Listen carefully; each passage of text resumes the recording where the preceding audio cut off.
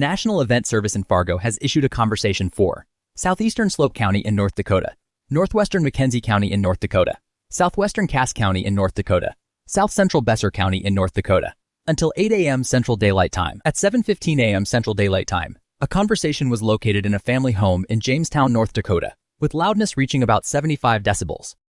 Hazard: 70 decibel conversations and a 5% chance of less phone time. Source: scale indicated. Impact: less phone time is possible in the warned area. Expect sleep apnea to pets, family, and friends. For your protection, have your child talk to your families to get this conversation over with.